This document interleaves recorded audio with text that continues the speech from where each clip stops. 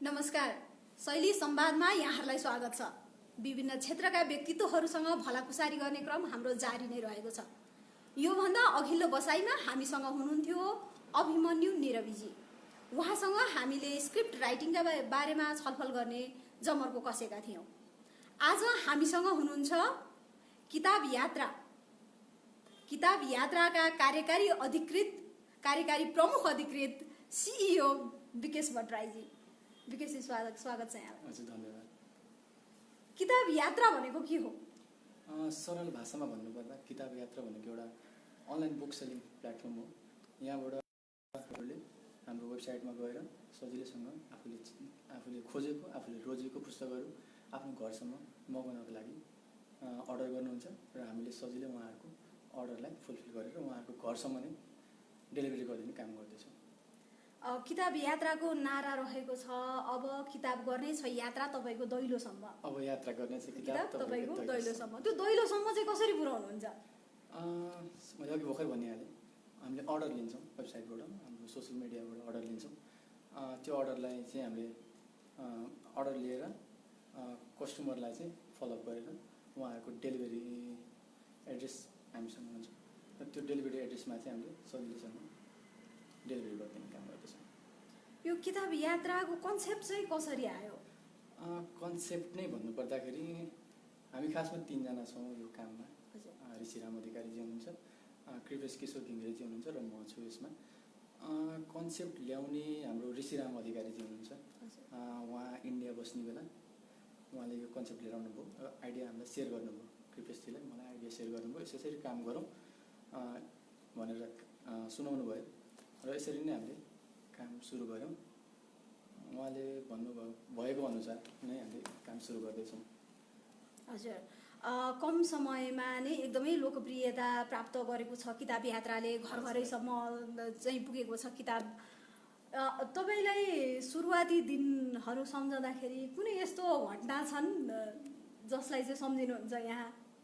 घटना रमाइलो घटना त्यस्तो घटना त धेरै नै छ भन्नै पर्दाखेरि।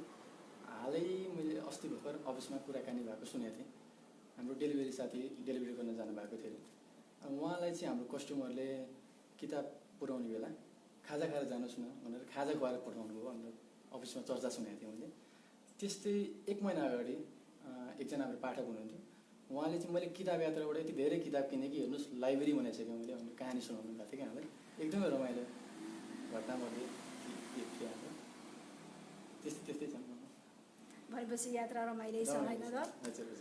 किताब यात्राले चाहिँ किताब जात्रा पनि गर्दै आइरहेको छ। के हो यो किताब जात्रा भनेको? हामीले यो वर्ष गऱ्यौँ भने 3 वर्षको हुन्छ। यो वर्षभन्दा अगाडि हामीले रेडिसनमा नेपालमा पठन संस्कृति हिजो आज र भोलि भनेर नेपालमा पठन संस्कृतिको चाहिँ विकास हुनुपर्छ भनेर हामीले विभिन्न कार्यक्रमहरू गर्दै आइरहेका छौँ। हालै मात्रै योभन्दा अगाडि माघमा किताब जात्रा भनेर कार्यक्रम पनि गऱ्यौँ। राम्रै रेस्पोन्स पनि आइरहेको थियो। नेपालमा पठन संस्कृतिको विकास होस् भन्ने यहाँहरूको ध्येय हो। कस्तो छ नेपालमा पठन संस्कृति अहिले कस्तो छ? अहिले तपाईँको भन्नै पर्दाखेरि केही हदसम्म चाहिँ पठन संस्कृति बढेको चाहिँ मेरो अनुमान छ। अहिले लकडाउनले गर्दा पनि हो कि सायद पढ्ने पाठकहरू बढिरहनु भएको छ, एकदम बौद्धिक वर्गहरू बढिरहनु भएको छ। यस्तो किताब ल्याइदिनुहोस्, यस्तो किताब पढ्न पायो भने भने खोजिरहनु भएको छ। यस्तो किताब भन्नुभयो, कस्ता खालका किताबहरू चाहिँ धेरै जाने रहेछन्? त्यो टाइम फ्रेम अनुसार हुन्छ। जस्तो स्वस्तानीको किताबहरू हुन्छन् होइन। नर्मल्ली तपाईँको फिक्सन नन फिक्सन नै जाने हो। अहिले यो टाइम फ्रेममै भन्नुपर्दाखेरि चाहिँ हिस्ट्रीका किताबहरू चाहिँ बढी बिक्री भइरहेका छन्। यति बेला हिस्ट्रीका किताबहरू बिक्री भएका छन् भनेर भन्नुभयो। यहाँहरूको कन्सेप्ट एकदमै नौलो छ, किनभने अनलाइनको थ्रु चाहिँ घरमै लाने कुरा गर्नुभएको छ। अनलाइन प्लेटफर्म भनौँ, यो यस्तो बिजनेसको चाहिँ माहौल कस्तो छ यति बेला? कतिको फ्रेन्डली छन् यो अहिलेको समाज भनौँ? तपाईँहरूलाई काम गर्दा सजिलो भएको छैन? के भइरहेको छ? अहिलेसम्म त्यस्तो अप्ठ्यारो हुने चाहिँ हामीलाई छैन। जस काम गर्न सजिलै छ। पाठकहरू एकदम राम्रा हुनुहुन्छ। हाम्रो पाठकहरू एकदम माया गरिदिनु भएको छ हामीलाई। केही काहीँ के बिग्रियो भने पनि तपाईँहरू यसरी जान सक्नुहुन्छ भनेर हामीलाई सजेसन पनि दिनुहुन्छ। राम्रै छ भनौँ अहिलेसम्म। माहौल राम्रै छ, माहौल राम्रै छ भनेर भन्नुभयो। अरू पनि बुक स्टोर छन् नि होइन, अनलाइन बुक सेलिङ बुक स्टोरहरू छन्, अनि किताब यात्रा नै पाठकले किन सम्झिनु पर्ने त? हामीले बुक सेल मात्र गरिरहेको छैनौँ यति बेला। हामीले पठन संस्कृतिको विकासका लागि काम गर्दैछौँ। नेपालमा विभिन्न ठाउँमा पर्सनल लाइब्रेरी, मान्छेको घर घरमा लाइब्रेरी हुनुपर्छ भनेर काम गरिरहेका छौँ। विभिन्न कारागारमा, जेलहरूमा तपाईँको लाइब्रेरी बनाउने काम गरिरहेका छौँ। हस्पिटलहरूमा लाइब्रेरी बनाउने काम गरिरहेका छौँ।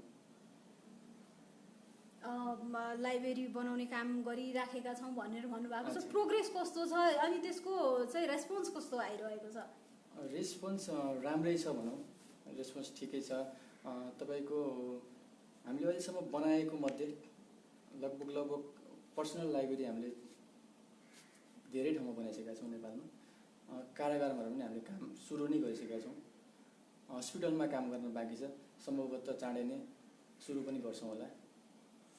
मलाई यहाँको उमेर सोध्न मन लाग्यो। हजुर। कति वर्षको हुनुभयो? मेरो उमेर ठ्याक्कै भन्नुपर्दा म अहिले 23 वर्षको भएँ।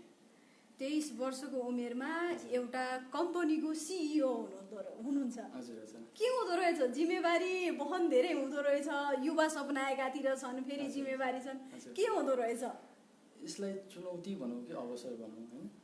निरन्तर काम गर्ने प्रक्रियामै छु, काम गरिरहेको छु। उमेरले चाहिँ यो सानो यो ठुलो भन्ने नहुँदो रहेछ। हाम्रोमा चाहिँ काम कसले काम गर्ने हो, के हो भन्ने कुरा आउँदो रहेछ। निरन्तर काम गर्ने प्रक्रियामै छु। अवसर, यसलाई म अवसरको रूपमा लिनेछु पक्कै पनि। यहाँले अवसरको रूपमा लिनुहुनेछ। 23 वर्षको उमेरमा सिइओ भइसक्नु भएको छ भनेपछि त योभन्दा आगामी दिनहरूमा झनै केही गर्ने चाहिँ पोसिबिलिटी झन् बढ्यो भनेर भनौँ। यहाँहरूले चाहिँ लकडाउनको अवधिमा पनि भर्चुअल लिटरेचर फेस्टिभल गर्नुभयो। त्यसको अनुभव कस्तो रह्यो र किन गर्नुभएको थियो? कोभिडको कारणले सबैजना त्रासमा हुनुहुन्थ्यो। हामीले पनि हाम्रो अनलाइन किताब यात्रा सञ्चालन गर्न पाएको थिएनौँ। सबैजना घरमै बसिरहनु भएको थियो, काहीँ निस्किने अवस्था पनि थिएन, एकदम अवस्था नाजुक गम्भीर नै थियो। हामीले नयाँ तरिकाले अब के गर्न सकिन्छ, हामी त निरन्तर काम गरिरहने मान्छे हौँ। हामी त्यत्तिकै घरमा बसिरहने अवस्था थिएन। हामीले चाहिँ अब प्लान गऱ्यौँ। हामीसँग हामीलाई आइडिया सेयर गर्ने कलाजी हुनुहुन्थ्यो, शकुन्तलाजी हुनुहुन्थ्यो, ऋषिजी, कृपेशजी, म, हाम्रो आइटी टिममा तपाईँको दिपेन्द्रजी हुनुहुन्थ्यो। हामी सबैजना मिलेर अब चाहिँ एउटा भर्चुअल लिटरेचर फेस्टिभल गरौँ न त भनेर सल्लाह गरे अनुसार काम सुरु गऱ्यौँ। त्यही अनुसारको तपाईँको विभिन्न सेक्टरका मान्छेहरू बोलाएर हामीले भर्चुअल लिटरेचर फेस्टिभल सकायौँ भनौँ। कस्तो भयो अनुभव? सुनाउनुहोस् न। अनुभव अब ठ्याक्कै दिनमा 2टा गर्थ्यौँ हामीले। दिउँसो 2 बजीदेखि 3 बजीसम्म, 4 देखि 5 बजीसम्मको प्रोग्राम सुरु हुन्थ्यो। अनि त्यो अलिअलि प्रेसर जस्तो फिल हुँदो रहेछ क्या। अब कतिखेर जस्तो ठ्याक्कै टाइममा चाहिँ लाइभ जानुपर्ने, कति यो नेटले धोका दिइरहेको अवस्था थियो। यस्तै काम गऱ्यौँ हामीले। लकडाउनमा चाहिँ अब फेस्टिभलको कुरा त्यस्तो भयो। यहाँको लकडाउन चाहिँ कस्तो भयो? मेरो लकडाउन भन्नै पर्दाखेरि 2 महिना जति चाहिँ घरमै नै बसियो। अब हेर्न मन लागेका फिल्महरू हेरियो, पढ्न मन लागेका पुस्तकहरू पढियो। त्यसपछि अब कम्पनीको लागि के गरिन्छ, घरमा बसेर पनि काम नगर्ने भन्ने हुँदैन थियो। हामीले विभिन्न वेबसाइटमा अपलोड गर्नुपर्ने क्याटेगोरीहरू थप्दै गयौँ, गर्नुपर्ने कामहरू गर्दै गऱ्यौँ। भर्चुअल लिटरेचर फेस्टिभलसम्म बनायौँ हामीले। घरमै बसेँ, घरमा बसेर गर्न सक्ने कामहरू गरेँ भनेर भन्नुभयो। घर भन्ने बित्तिकै परिवार होइन त? आफूलाई काम गर्दाखेरि परिवारको सपोर्ट वा परिवारको महत्त्व चाहिँ कति हुँदो रहेछ? यहाँले पारिवारिक सपोर्ट कतिको पाइराख्नु भएको छ? पक्कै पनि एउटा सन्तानले देखेको सपनामा सायद परिवार, जुनसुकै परिवार पनि खुसी हुनुहुन्छ जस्तो मलाई लाग्छ। मेरो केसमा पनि मेरो परिवार खुसी नै हुनुहुन्छ, खुसी नै देखेको छु मैले। खुसी देख्नु खुसी। भएको छ। अब किताब यात्राका अरू प्लानहरू पनि छन् होला नि। मलाई एउटा कुरा याद आयो, मैले त्यो वेबसाइटहरू यहाँको भिजिट गरिरहेको हुन्छु। यहाँहरूले चाहिँ प्रदेश प्रदेशमा किताब जात्रा गर्ने भनेर भन्नुभएको थियो, त्यो रोकिएको पनि थियो होइन, कोभिडको कारणले रोकियो। अब फेरि त्यसलाई निरन्तरता दिने केही छ कि यति बेला अब अवस्था नै हेर्ने कुरा हो? पक्कै पनि त्यसलाई निरन्तरता त दिने नै छौँ, किनकि हामीले यो काठमाडौँमा हुनेको नाम चाहिँ हामीले किताब जात्रा भनेर नाम दिएका छौँ र प्रदेश वाइज तपाईँको 7वटा प्रदेशमा किताब जात्रा गर्ने प्लानमा चाहिँ थियौँ, कोभिडको कारणले रोकियो। अब निरन्तरता त पक्कै पनि यसलाई दिने नै छौँ। सम्भव भएसम्म पहिला किताब जात्रा हुनेछ, त्यसपछि तपाईँको प्रदेश जात्रामा हामी काम गर्नेछौँ। हाम्रो टिम अनुसार लगभग समयअनुसार मिल्यो भने पक्कै पनि प्रदेश किताब जात्रा फेरि सुरु हुनेछ। शुभकामना यहाँहरूलाई, यहाँहरूले सोच्नु भएको जात्रा सम्पन्न होस्। किताब यात्राको उद्देश्य चाहिँ के रहेछ त? किताब यात्राको उद्देश्य भनेकै एउटा नारा मैले सुनेको थिएँ क्या सानै हुँदाखेरि, चिसो भनेकै कोकाकोला भन्ने मैले नारा सुन्थेँ। हाम्रो चाहिँ तपाईँको किताब भनेकै किताब यात्रा हो भनेर हामीलाई चिनाउनु छ। गाउँ गाउँमा तपाईँको अहिले हामीले थुप्रै सहरहरूमा किताब पठाइरहेको छौँ, कति गाउँहरूमा किताब पठाउन पाएका छैनौँ। दुःख लाग्छ त्यो सुन्दाखेरि होइन, किनकि उहाँहरूले यो किताब चाहियो भनेर मगाउनुहुन्छ, अर्डर गर्नुहुन्छ। हामीले सहरी भन्नु परिरहेको अवस्था छ, किनकि अब ट्रान्सपोर्टेसन पुग्दैन, के पुग्दैन, विभिन्न कारणले किताब पठाउन हामी सकिरहेको छैनौँ। अब चाहिँ हामीले प्लान गरेअनुसार विभिन्न कुरियर कम्पनीसँग टाइअप भइरहेको छ। गाउँ गाउँमा सहरमा तपाईँको देश तथा विदेशमा चाहिँ किताब पुर्याउने चाहिँ हाम्रो अभियान रहेको छ। यहाँहरूको अभियान रहेको छ। अहिले चाहिँ कहाँ र कुन ठाउँमा चाहिँ किताब पुर्याउन सफल हुनुभएको छ र कति दिनमा पाठकहरूले चाहिँ उहाँहरूले अर्डर गर्नुभएको किताब हातमा पर्छ? हामीले सुरुमा काठमाडौँमा मात्रै काम गऱ्यौँ। किताब यात्रा सुरु हुनु बेलाको कुरा गर्दैछु। सुरुमा काठमाडौँमा मात्रै काम गऱ्यौँ, त्यसपछि तपाईँको 5वटा ठाउँ 10वटा ठाउँ गएर थप्दै गयौँ। अहिले हामीले तपाईँको 55-60वटा ठाउँमा क्यास अन डेलिभरी काम गर्दैछौँ। त्यो बाहेकको केही ठाउँमा प्रिपेडमा काम गर्दैछौँ। कस्टमरले पेमेन्ट हाल्नुहुन्छ र हामीले यहाँबाट अब पठाउने काम गर्छौँ। त्योभन्दा बाहेक जुन हाम्रो देश बाहिर विभिन्न देशहरूमा हामीले डिएचएलको थ्रुबाट सामान पठाउने गरिरहेका छौँ। अहिले बिजनेस गर्नलाई त अरू कुरा पनि थियो होला नि त, अरू कुराहरू पनि बेच्न सकिन्थ्यो होला। यहाँहरूलाई चाहिँ किन किताब नै बेच्न पर्छ भन्ने लाग्यो? यो यसमा कुरो अर्कै छ है। खासमा भन्नै पर्दाखेरि किताब भनेको यस्तो चिज हो कि जुन कसैले त्यसलाई नै म यो राख्दिनँ, म यो पढ्दिनँ भन्ने चाहिँ एकदमै भन्नै सक्नु हुँदैन भनौँ। यो यस्तो मार्केट हो, सुरुमा त एकदमै गाह्रो थियो यो मार्केटमा। कोही हुनुहुन्थेन जस्तो किताबको अनलाइन काम गर्नेहरू त्यति धेरै थिए होला नि, तर त्यति धेरै थिएन। सुरुमा एकदमै गाह्रो अवस्था थियो, किनकि नेपालमा तपाईँको फुड डेलिभरीको काम भइरहेको हुन्थ्यो है, तपाईँको ड्रेसहरू अनलाइन डेलिभरी हुने काम भइरहेको हुन्थ्यो। सबै कुराहरू अनलाइनमा पाइरहेको थियो, तर बुक्स चाहिँ ठ्याक्कै थिएन त्यति टाइममा। हामीले चाहिँ अब सबै कुरा पाइरहेको छ। इभन तपाईँको मोमो डेलिभरी भइरहेको हुन्थ्यो घरमा होइन। बुक्सको चाहिँ काम गरौँ हामीले। अब बुक्स पनि डेलिभरी गर्नुपर्छ, पाठकको घरमा पुर्याउनुपर्छ भनेर त्यसरी चाहिँ हामीले काम सुरु गरेको। त्यसरी सुरु गर्नुभयो। किताब किन पढ्नुपर्छ होला जस्तो लाग्छ यहाँलाई? किताब यस्तो चिज हो जुन हामीले अब जुन प्रकारका किताब भनौँ, सानैदेखि सायद एबिसिडीको बुक हुन्, बिस्तारै अपडेट हुँदैखेरि तपाईँको 11, 12, 9, 10 ब्याचलरसम्मका बुक्स हुन्, हामीले सानैदेखि पढ्दै आइरहेका हुन्छौँ। त्यो पढाइले मात्र पुग्दैन रहेछ भन्ने मैले अहिले अनुभव चाहिँ गरेको छु। त्यो बाहेकका पाठ्यपुस्तकका बाहेकका किताब पनि पढ्नुपर्छ भनेर चाहिँ मलाई लागेको चाहिँ त्यो बाहेक पनि अरू पुस्तक चाहिँ पढ्नु पर्दो रहेछ भनेर अहिले म पनि आफै पढिरहेको छु। मैले अहिले भर्खर पढ्दै गरेको, मैले हिजो मात्र पढिरहेको थिएँ। श्रीमद् भागवत गीता भनेर म पढ्दै थिएँ कि मलाई जस जान्नु परेको, बुझ्नु परेको पढ्नुपर्ने रहेछ। त्यसैले नै यहाँहरूले किताब चाहिँ एउटा बिजनेस मात्रै नभएर एक खालको चाहिँ अभियानको रूपमा लिनुभएको रहेछ भन्ने कुरा बुझेँ मैले। यहाँले अब म रङ्गमञ्चतिर आएँ है त, यहाँले रङ्गमञ्चलाई कसरी हेर्नु भएको छ? यहाँ नाटक कतिको हेर्नुहुन्छ? रङ्गमञ्चप्रति यहाँको के छ धारणा? साँच्चै भन्नुपर्दाखेरि म बसेको ठाउँ, म हेटौँडामा बस्थेँ, त्यति धेरै थिएटरहरू थिएनन्। मलाई लाग्थ्यो म त्यतिखेर त्यो हाम्रोमा थिएनन्, हेर्ने टाइम पनि हुँदैन थियो र कहाँ गएर के हेर्नु पर्यो फिल्म हेरिन्थ्यो होइन। बिस्तारै काठमाडौँ आएँ र 3-4वटा नाटक हेर्दै गएँ। मलाई जस्तो दाइले दिदीले नाटक हेर्न जाउँ भन्ने लानुहुन्थ्यो, अनि नाटक हेर्न जान्थेँ। कस्तो फरक लाग्दो रहेछ कि जुन सिनेमा हेर्थेँ सुरुमा, मलाई नाटकको बारेमा केही ज्ञान पनि थिएन त्यतिखेर। सिनेमाभन्दा साँच्चै नै धेरै नै फरक हुँदो रहेछ नाटक। ठ्याक्कै त्यो स्पोर्टमै गर्नुपर्ने त्यो क्यारेक्टरहरू होइन, एकदमै कस्तो अनौठो लाग्दो रहेछ कि ओहो यस्तो पनि हुँदो रहेछ नाटकमा भनेर जस्तो लाग्थ्यो होइन। नाटकलाई अहिले हामीले फ्री टाइममा, अफिसमा फ्री टाइममा चाहिँ सबैजना अफिसको स्टाफहरू मिलेर यो टाइममा चाहिँ हामी नाटक हेर्न जाउँ भनेर हामी नाटक हेर्न पनि पुगेर आन्छौँ। रङ्गमञ्चलाई एकदम माया गर्न मन लाग्दो रहेछ। हामीले धेरै रङ्गमञ्चसँग सहकार्यमा काम पनि गरिरहेका छौँ। समग्रमा भन्नुपर्दा जस मलाई रङ्गमञ्चप्रति अहिले एकदम लगाव प्रेम छ भनौँ।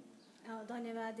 हामीलाई माया नै गर्नु होला, हामी त चाहन्छौँ रङ्गमञ्चलाई सबैले नै माया गरोस्। त्यसको लागि धेरै धेरै धन्यवाद। मैले यहाँलाई सोध्न खोजेको प्रश्न चाहिँ यहाँले भन्नुभयो हामी जाँदाखेरि हाम्रो अफिसका परिवार भएर जान्छौँ भनेर भन्नुभयो। कसरी ह्यान्डल हुँदो रहेछ त? अफिसका परिवारहरूको कस्तो छ किताब यात्रा प्रतिको डेडिकेसन? कसरी सम्हालिराख्नु भएको छ कामहरू? हाम्रोमा चाहिँ के छ भनेदेखि अफिसको इम्प्लोइदेखि लिएर हामी सबै जतिजना बोर्डमा छौँ, हामी चाहिँ एउटा काम गर्ने मान्छे मात्र नभएर हामी चाहिँ एउटा फ्यामिली हौँ। यो किताब यात्राको चाहिँ फ्यामिली हो भनेर चाहिँ त्यसरी ट्रिट गरिरहेका हुन्छौँ। उहाँहरूले पनि एकदम माया गर्नुहुन्छ, उहाँहरूले चाहिँ सजेस्ट गर्नुहुन्छ, सर यसरी जान सकिन्छ, यो काम गर्न सकिन्छ भनेर सजेस्ट पनि दिनुहुन्छ। जस हामी एकदम फ्यामिलियर माहौलमा चाहिँ बसिरहेका छौँ अफिसमा। अभियसली। अनि अब चाहिँ किताब यात्राको फर्दर प्लानिङहरू के छ?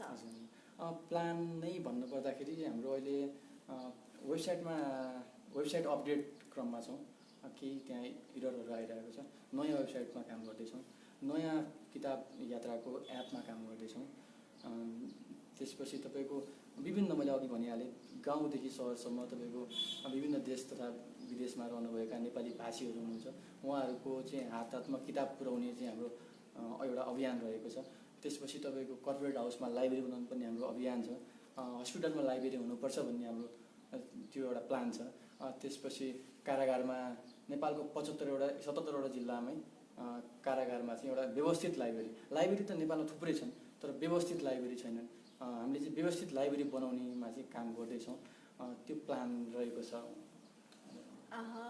त्यो प्लान रहेको छ भनेर भन्नुभयो यहाँले। किताब लिएर आउनुपर्छ, पाठकको हातसम्म पुर्याउनुपर्छ भनेपछि त ल्याउनु त पब्लिकेसन हाउसबाट पर्यो नि। कतिको फ्रेन्डली छन् पब्लिकेसन हाउसहरू? हजुर, सुरुमा जस हामीले जस पब्लिकेसन हाउसबाट नै बुक लिएर आउनु पर्ने हो। सुरुमा जस हामीलाई सहयोग गरिदिनु भयो, जस्तो कुनै अनलाइनको त्यति धेरै मार्केट थिएन, तिमीहरूले पनि गर्न सक्छौ नि त भनेर उहाँहरूले सहयोग गरिदिनु भयो, एकदम माया गर्नुहुन्छ। अहिले थुप्रै धेरै तपाईँको अनलाइन बेच्नेहरू हुनुहुन्छ भन्ने सुन्छु, देख्छु पनि। उहाँहरू आउनुभयो पछिल्लो समयमा। उहाँहरूभन्दा केही हद अगाडि हामी पनि थियौँ, अहिले पनि छौँ। के अरे पब्लिकेसनबाट एकदमै माया गर्नुहुन्छ, यसरी जानुहोस् तपाईँहरू भनेर सुझाव सल्लाह पनि दिनुहुन्छ। अब यहाँहरूको राइटर्सहरूसँग पनि एकदमै राम्रो सम्बन्ध हुनुपर्छ भन्ने मलाई लागेको छ। किन भन्दाखेरि यहाँहरूले चाहिँ कुनै पुस्तक विमोचन हुँदैछ भने त्योभन्दा अगाडि नै उहाँहरूको अटोग्राफ्ट भएको बुकहरू के अरे प्रि अर्डर भनेर दिइराख्नु भएको हुन्छ। कस्तो हुनुहुन्छ लेखकहरू? कतिको फ्रेन्डली हुनुहुन्छ लेखकहरूसँग? चाहिँ कुनै कुरामा सहकार्य गर्दाखेरि वा यो विमोचन हुनुभन्दा अगाडिका केही यस्ता रमाइलो घटनाहरू छन् भने पनि भन्नुहोला। पक्कै पनि त्यो तपाईँले भने जस्तै नै हो। हामीले उहाँहरूको बुक लन्च हुन्छ र कस्टमरलाई हामीले प्रि अर्डर लिएर भन्ने गर्छौँ। राइटरको साइन कपी चाहिँ हामी तपाईँहरूलाई प्रोभाइड गरिदिन्छौँ। काठमाडौँमा लन्च भएका बुकहरू काठमाडौँभन्दा बाहिर बस्नुभएका हाम्रो जुन पाठकहरू हुनुहुन्छ, काठमाडौँमा लन्च भएका बुकहरू जुन दिन काठमाडौँको भ्यालीमा बस्ने पाठकहरूले पाउनुहुन्छ त्यही दिन तपाईँहरूलाई पनि हामी पुर्याउँछौँ भनेर हामीले उहाँहरूलाई त्यही अनुसारको कुरा गरेका हुन्छौँ। राइटरकै कुरा गर्दाखेरि उहाँहरू पनि एकदम फ्रेन्डली हुनुहुन्छ हामीसँग, एकदम माया गर्नुहुन्छ उहाँहरूले। त्यस्तो गाह्रो त्यस्तो साँघुरो त्यस्तो केही पनि छैन उहाँहरूसँग हाम्रो है। माया गर्नुहुन्छ, सपोर्ट गर्नुहुन्छ, सजेसन दिनुहुन्छ बेला बखतमा। हजुर, सहजै छ भनेर भन्नुभयो। यहाँहरूले चाहिँ 27,000 चान्चुनबाट सुरु गरेको बिजनेस अहिले चाहिँ करोडौँमा पुर्याउनु भएको छ छोटो समयमा। के चिजले चाहिँ त्यसलाई एकदमै ग्रेजुअल हुन्छ नि डेभलपमेन्टतिर लग्यो? मलाई के लाग्छ भनेदेखि त्यो आफूले गरेको काम चाहिँ निरन्तर गरियो भने सकिँदो रहेछ। आफूले गरेको कामलाई माया गर्नुपर्दो रहेछ, आफूले गरेको कामलाई फोकस गर्नुपर्दो रहेछ। मेन कुरो फोकस नै हो। हामी दिन रात फोकस गरेर हुन्छौँ। हामी राति 12, 1, 2 बजीसम्म नि यही काममा लागिरहेका हुन्छौँ। हामी ढिला सुत्छौँ, ढिला उठ्छौँ, त्यही अनुसार काम गर्दै गइरहेका छौँ। यहाँहरूले भन्नुभयो नेपालमा पठन संस्कृति हिजो आज भोलि भनेर पनि त्यो सेसनहरू चलाइराख्नु भएको छ। मलाई एउटा कुरा स्मरण आयो। यहाँहरूले चाहिँ केवाई फाउन्डेसन किताब यात्रा फाउन्डेसनबाट चाहिँ योपालि पुरस्कृत पनि गर्नुभयो नि होइन? अनि त्यो के गरी भएको थियो वा किन चाहिँ स्रष्टाहरूलाई पुरस्कृत गर्नुपर्छ? एउटा किताब बेच्ने कम्पनी हो, किताब बेच्ने कम्पनीले स्रष्टाहरूलाई किन त्यस्तो सम्मान दिनुपर्छ भन्ने लाग्यो र यहाँहरूले गर्नुभयो? हामीले किताब जात्रामा सम्मानित गर्ने व्यक्तित्व हुनुहुन्थ्यो हाम्रो आदरणीय सर्वभुक्तजी हुनुहुन्थ्यो। उहाँले गर्नुभएको कला संस्कृति प्रति हाम्रो छुट्टै सम्मान छ। हामीले विभिन्न बौद्धिक वर्गका व्यक्तित्वहरूसँग बुझ्यौँ, विभिन्नसँग सल्लाह गऱ्यौँ। उहाँहरूको सल्लाह सुझाव अनुसार नै हामीले उहाँलाई पुरस्कृत गरेका हौँ। यहाँले पुरस्कृत गर्नुभयो, किन गर्नुभयो भन्दाखेरि यहाँलाई अभियसली उहाँले गर्नुभएका कला संस्कृतिको लागि जुन आफ्नो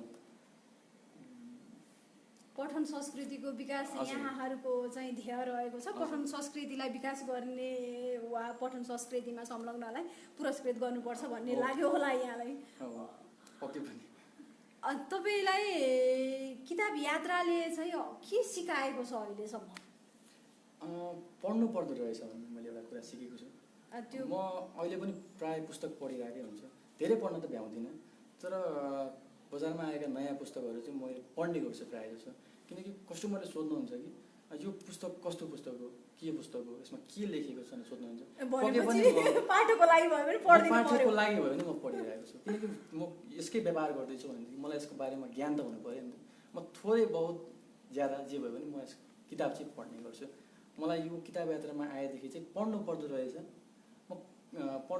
भन्ने चाहिँ मलाई लाग्छ।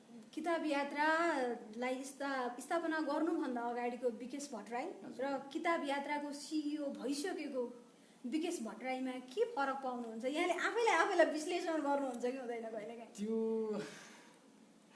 पक्कै पनि म त्यो हेरिरहेकै हुन्छु। म जस पहिला मेरो घर हेटौँडा हो, म बस्थेँ, आफ्नो पढाइ कम्प्लिट गर्थेँ, घरतिरै हुन्थेँ। म त्यति धेरै काम केही पनि थिएन। अहिले किताब यात्रा सुरु भयो र म जुन अहिले यो पोजिसनमा छु, त्यो एउटा कर्तव्य, एउटा तपाईँको रेस्पोन्सिबिलिटी हुँदो रहेछ। काममा फोकस गर्नुपर्दो रहेछ। परिवारले समाजले हेर्ने दृष्टिकोणमा केही फरक पाउनु भएको छ? त्यस्तो धेरै अनुभव गर्न मैले पाएको छैन यसमा चाहिँ। यहाँ युवा उद्यमी भनौँ, विदेश जान मन लागेन? देश छोडेर चाहिँ म कहीँ, मलाई सानैदेखि लाग्थ्यो म बाहिर कहिले पनि जाँदिनँ जस्तो लाग्थ्यो होइन। देशमै जन्मेपछि देशमै मर्छु, देशमै काम गर्छु भन्ने जस्तो लाग्थ्यो होइन। म बाहिर जाने चाहिँ मैले कहिले पनि निर्णय लिएन। बाहिर जाने निर्णय लिनु भएन, यहीँ बसेर चाहिँ केही गरौँ भनेर सोच राख्नु भएको युवाहरूलाई के भन्नुहुन्छ? हामी चाहन्छौँ तपाईँ जस्ता युवाबाट इन्करेज हुन्, देश समृद्ध होस्, केही भन्नुहोस् न प्लिज। म उहाँहरूलाई के भन्न चाहन्छु भन्दाखेरि निरन्तर आफूले गर्ने कामलाई माया गर्नुहोस्, निरन्तर फोकस गरेर आफ्नो काममा लाग्नुहोस्। आज नभए भोलि पक्कै पनि राम्रो हुनेछ। कसैको चाँडो राम्रो हुन्छ, कसैको ढिला राम्रो हुन्छ। काम नछोड्नु होला, निरन्तर काम गर्दै जानु होला भन्न चाहे। यहाँले त्यसो भन्न चाहनुभयो। हामीले लगभग समग्रमा चाहिँ किताब यात्राका कुराहरू गऱ्यौँ, किताब यात्राका कुराहरू गऱ्यौँ, पठन संस्कृतिका कुरा गऱ्यौँ, पाठकहरूका कुरा गऱ्यौँ, रङ्गमञ्चका कुरा गऱ्यौँ। यति सबै कुरा गरिसक्दा पनि केही भन्न मन लागेका कुरा छन् भने प्लिज भन्नुहोस्। यो अवस्था छ, यो अवस्थामा घरबाट विशेष काम नपरिकन कहीँ पनि ननिस्किनु होला, घरमै बस्नु होला, आफूले पढ्न चाहेका पुस्तकहरू पढ्दै गर्नु होला। स्टे सेफ, इन्जोय रिडिङ भन्न चाहे। स्टे सेफ, इन्जोय रिडिङ भन्नुभयो उहाँले। आजको बसाइमा हामीसँग हुनुहुन्थ्यो विकेश भट्टराई, हुनुहुन्छ विकेश भट्टराई, जसले चाहिँ किताब यात्राको बारेमा चाहिँ धेरै कुराहरू सेयर गर्नुभयो। यतिन्जेलसम्म हामीलाई हेरिदिनु भयो, किताब यात्राका बारेमा थाहा पाउनुभयो, हामीलाई माया गरिरहनु होला। हस्त, धन्यवाद। हामी निरन्तर आउने नै छौँ। धन्यवाद।